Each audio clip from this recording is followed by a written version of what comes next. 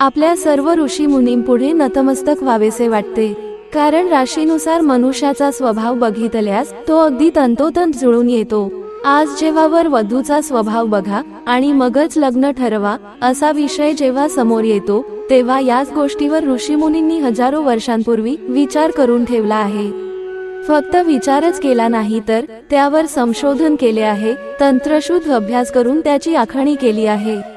त्यानुसारच विवाह व्हावेत असे ज्योतिषशास्त्रात सोय देखील करून ठेवली आहे, जेणेकरून माणसाचे जास्तीत जास्त आयुष्य हे सुख आणि सुखकर व्हावे. वधू वरांची एकवाक्यता राहावी, कुटुंब सदैव जोडलेली राहावी हा विचार करून त्यांनी पत्रिका मिलन किंवा गुणमिलनाची आखणी केली आहे. मानवी स्वभाव मन यावर सखोल असे संशोधन आपल्या ऋषी मुनींनी हजारो वर्षांपूर्वी करून ठेवलेले आहे.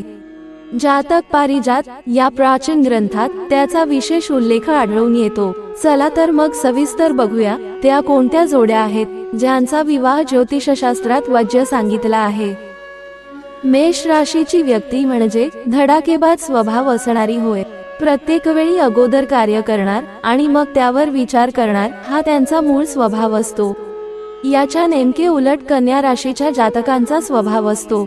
नेहमी टापटीपणा राखणार, कोणतीही गोष्ट करण्याच्या आधी त्यावर खूप विचार करणार आणि मगच कृती करणार हा त्यांचा मूळ स्वभाव असतो.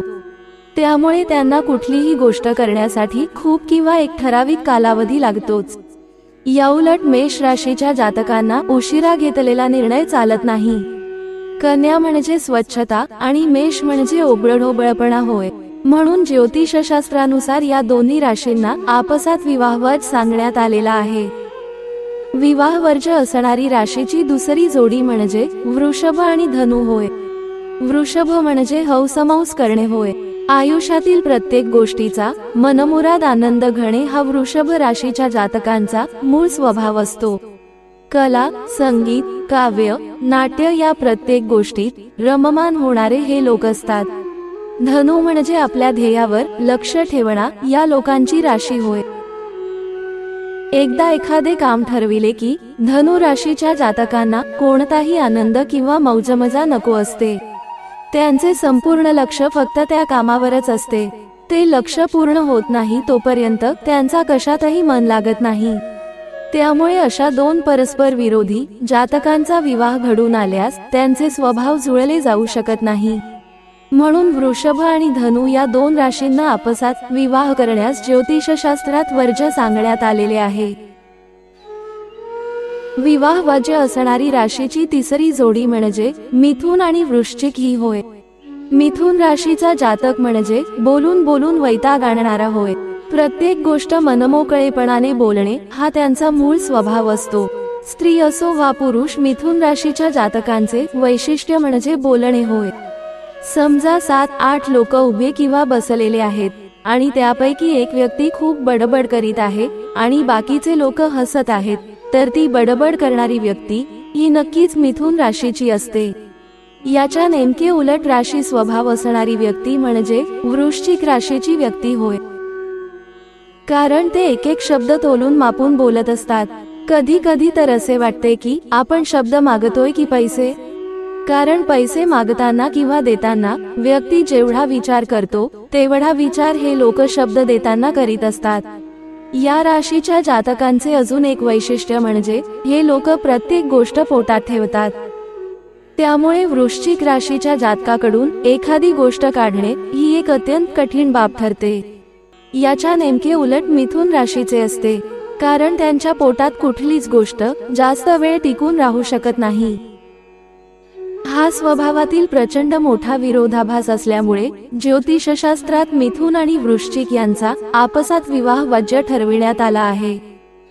विवाह वर्ज्य असणारी राशीची चौथी जोडी म्हणजे कर्क आणि कुंभ होय.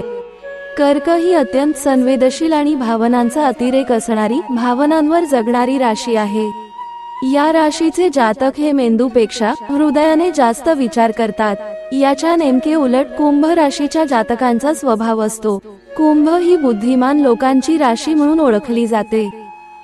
बुद्धिमान असल्यामुळे साहजिकच या राशीचे जातक हे हृदयापेक्षा बुद्धीने जास्त विचार करतात. प्रत्येक गोष्ट ते बुद्धीच्या कसोटीवर तोलून मापून घेतात आणि मग त्यानंतरच निर्णय घेतात. कुंभ ही शनी महाराजांची राशी आहे. शनी महाराज हे कर्माला प्राधान्य देणारे आहेत. ते नेहमी न्यायदेवतेच्या भूमिकेत असतात आणि कर्क म्हणजे नुसती भावना होय. या विरोधाभासामुळे कर्क आणि कुंभ या राशींचा आपसात विवाह करणे ज्योतिषशास्त्रानुसार वर्ज्य मानण्यात आले आहे. विवाह वज्य असणारी राशीची 5वी जोडी म्हणजे सिंह आणि मकर राशी होय. सिंह म्हणजे राजा लोकांची राशी होय. कुठल्याही गोष्टीत पुढाकार घेणे, नेतृत्व करणे हा त्यांचा मूळ स्वभाव असतो. याउलट मकर राशीच्या जातकांचे आहे. मकर ही श्रमिक लोकांची राशी मानली जाते.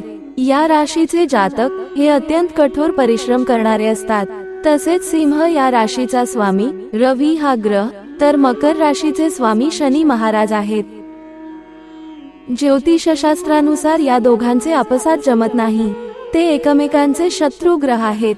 त्यामुळे सिंह राशीचा जातक जे बोलेल ते मकर राशीच्या जातकाला कळणार नाही आणि मकर राशीचा जातक जे बोलेल ते सिंह राशीच्या जातकाला कधी उमजणारच नाही. त्यांच्यात एकवाक्यता कधी येऊच शकत नाही, कारण त्यांच्या मूळ स्वभावात प्रचंड विरोधाभास आहे. म्हणूनच ज्योतिषशास्त्राने सिंह आणि मकर या 2 राशींचा आपसात विवाह करणे वज्य सांगितले आहे. विवाह वर्ज्य असणारी राशीची 6वी जोडी म्हणजे तूळ आणि मीन राशी होय. तूळ ही बुद्धिमान व बुद्धीच्या जोरावर प्रत्येक गोष्ट तोलून मापून करणार या लोकांची राशी आहे. या राशीचे जातक सर्वांना सोबत घेऊन चालतात. या राशीचा स्वामी शुक्र हा ग्रह आहे. त्यामुळे या राशीच्या जातकांमध्ये कमालीची रसिकता असते. हे लोक नाविन्याचे भोगते असतात. शिवाय तूळ ही थोडी प्रगल्भ लोकांची राशी मानली जाते. याच्या नेमके उलट मीन राशीच्या जातकांचा स्वभाव असतो. मीन ही द्विस्वभावी राशी आहे. त्यामुळे या राशीच्या जातकांना कोणताही निर्णय पटकन घेता येत नाही. थोडासा बालिशपणाही या राशीच्या जातकांमध्ये असतो.